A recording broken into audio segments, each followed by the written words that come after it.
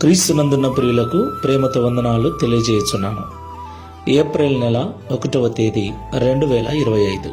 ఈరోజు దావీదు గారి ద్వారా దేవుడు మనకు చేస్తున్న వాగ్దానం ఏమిటనగా, కీర్తనల గ్రంథము 34వ కీర్తన 17వ చరణం.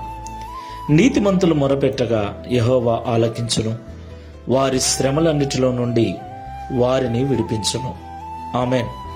నా ప్రియమైన సహోదరి సహోదరులారా, ఈ లోకంలో జీవిస్తున్న మనము ఎంత నీతిగా, ఎంత నిజాయితీగా, ఎంత మంచి ప్రవర్తన కలిగి, ఎంత పరిశుద్ధమైన జీవితాన్ని జీవిస్తామో అన్ని శ్రమలను, అన్ని బాధలను, అన్ని నిందలను, అన్ని అవమానములను ఎదుర్కోవలసి ఉంటుంది.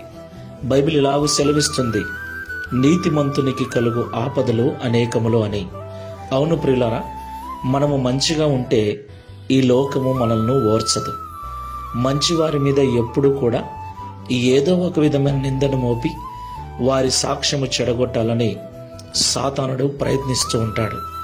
అయితే మనము నీతిమంతులముగా ఉండి మనం అనుభవించేటువంటి శ్రమలలో, వచ్చినటువంటి బాధలలో దేవునికి మొరపెట్టినప్పుడు దేవుడు అంటున్నాడు, నేను నీతిమంతులు పెట్టే మొరను ఆలకిస్తాను, వారికి వచ్చిన శ్రమలన్నిటిలో నుండి నేను విడిపిస్తాను అని. దేవునికి మహిమ కలుగునుగాక. కాబట్టి మాటలు వింటున్న ప్రియ సహోదరి సహోదరుడా, నువ్వు నిజముగా నీతిమంతుడిగా ఉన్నావా? ఏ పొరపాటు చేయలేదా? ఏ తప్పిదము చేయలేదా? అన్యాయముగా నిందలు, అన్యాయముగా బాధలు, అన్యాయముగా నువ్వు అవమానాలు అనుభవిస్తూ ఉంటే భయపడొద్దు. దేవునికి మొరపెట్టు, ఆయన తప్పకుండా ఆలకించి నీకు సహాయం చేస్తాడు. ప్రార్థన చేసుకుందాం.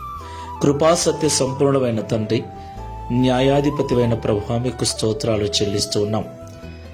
నీతిమంతులైన వారికి ఆపదలు వస్తాయని, శ్రమలు, నిందలు, అవమానాలు కలుగుతాయని, అయితే వారు నాకు మొరపెట్టినప్పుడు వారి మొర నేను ఆలకించి వారికి వచ్చిన ఆపదలన్నిటిలో నుండి, శ్రమలన్నిటిలో నుండి విడిపించి వారిని ఆశీర్వదిస్తానని ఈ ఉదయకాల సమయంలో మాతో మాట్లాడినందుకు స్తోత్రాలు.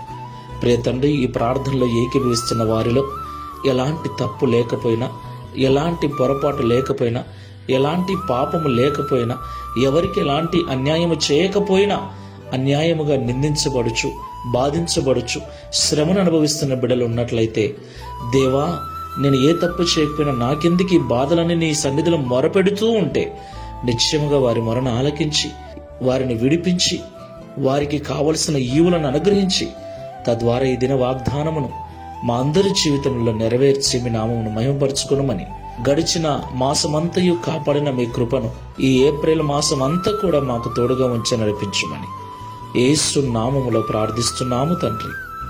ఆమేన్. Praise the Lord. God bless you.